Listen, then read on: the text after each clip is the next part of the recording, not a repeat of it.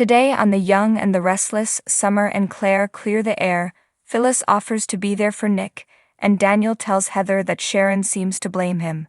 All products and services featured are independently chosen by editors. However, soaps.com may receive a commission on orders placed through its retail links, and the retailer may receive certain auditable data for accounting purposes. Summer is startled to run into Claire in Chancellor Park. She explains that Harrison and Kyle are at the Dinosaur Museum. Summer notices she has a huge bag and Claire explains it's a gift for their grandparents. Sitting on the bench, they try some small talk. It's all about Harrison and his drawing. When Summer asks to see the gift she got for their grandparents, Claire explains that she's legally changing her name. Even Cole thought it would make her feel like more a part of the family. The gift is to make it official. It's a family tree. Summer is sure that their grandparents will love it. Claire hopes so. She's never been part of anything like this before. Talk turns to Nikki offering Claire a job. Summer admits she hopes she won't take it. Claire wonders if that's because of what happened in the past, and swears she's not that person anymore. She can understand why Summer never trusted her or wanted her near Harrison. Summer explains that she doesn't want Claire to stop taking care of Harrison, but says she should make the choice for her own reasons, not anyone else's. She admits that she's been difficult with her and hopes that won't affect her choices. Summer says that things are finally a little better with Kyle, although they'll always be complicated. Claire says she knows too much about the Newman family. That was part of her job.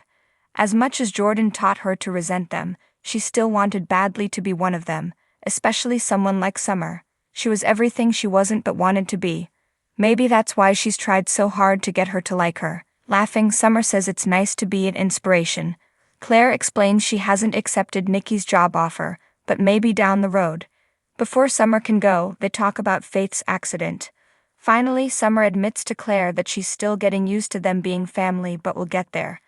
At Crimson Lights, Phyllis asks Nick how he's doing and says she and Summer are planning to visit Faith and Lucy. She explains that Lucy is an emotional mess, even if she's okay physically. This is all awkward for him, but she urges him to sit down and relax with her for a second.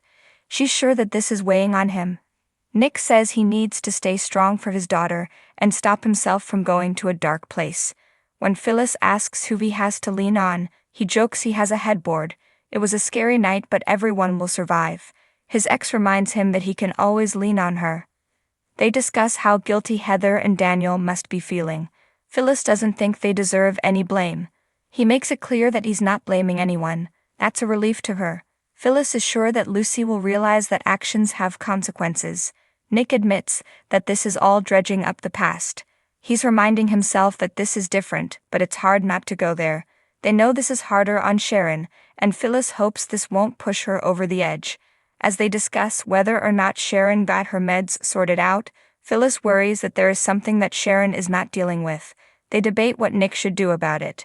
He refuses to cut and run, but she insists that it's not his place to ride in and save Sharon again. When Nick stands up, she apologizes that she's upset him, but says she will still worry about him. He's stuck with it. Producer Lil Rod breaks silence on P. Diddy lawsuit hunts. Nick's gone. Summer arrives. Her mom explains they will be giving the hospital crew a little time before they head over. Summer is sure that Sharon has been freaking out. Her mom doesn't think she had far to go. Phyllis is more concerned about Lucy and says they need to come together as a family to make sure this doesn't happen again. They are so lucky history didn't repeat itself. At home, Sharon argues with absent Cameron, telling him to stay away. She knows there is clearly blame to be assigned in what's happened. She jumps when Maria appears. She came by to get a change of clothes for Faith and asks her mom who she was just talking to so intensely. Sharon claims she's just been talking to herself and has been upset since she got the call about the accident. It sounds like a lot more than that to Maria. Her mom insists she was just venting alone at home and is embarrassed she heard it. As they discuss Faith, Sharon insists she has to be fine. Cameron appears in the corner and she stares at him. Her daughter notices this, but Sharon dismisses her concerns. When Maria tells her she's sure this situation is bringing up thoughts of Cassie, Sharon snaps that everyone keeps reminding her of that when she's trying to keep those thoughts out of her mind. Maria apologizes, and Sharon does too. She admits that it never goes away. Her daughter urges her to scream and let it out. I'm afraid if I start, I'll never be able to stop, says Sharon. What she needs is to stop all the feelings of rage she has. Cameron urges her to keep quiet about that. Sharon tells her daughter that she's just angry at the world and her brain spinning. She was rattled to begin with. Maria urges her to stop being so hard on herself and asks if she's sorting out her meds. Her mom claims she's on top of it and tears up as she tells her how much she appreciates her. Bobbing her head around, she says she'll be fine and so will Faith. Cameron gives her the thumbs up. When Maria says she wants to go to the hospital with her, Cameron complains that these people never seem to leave her alone. Will they ever get out of their way? Sharon urges Maria to go to the hospital on her own. She will see her there. Once Maria is gone, Cameron claps and congratulates her on lying to her daughter. Sharon snaps that she's not enjoying deceiving her family. He's sure the truth would be too disturbing for them, and they'd want to interfere. He reminds her that she could get rid of him at any time, but she needs him to listen to her darkest thoughts and keep her from falling into kindness. She needs him to feed her anger so she can do what needs to be done. Touching her face, Cameron says he will be there as long as she needs him. At the hospital, Heather tells Daniel that all the tests on their daughter are okay, and she may even be able to go home today. Like nothing even happened, he says. She says they were lucky. He can't help worrying that something worse could have happened. The lawyer tells him they need to live in the present and be grateful. He's feeling guilty because they were not paying enough attention to their daughter. She slipped out and caused an accident that could have been fatal. Heather knows their daughter screwed up and she will be punished.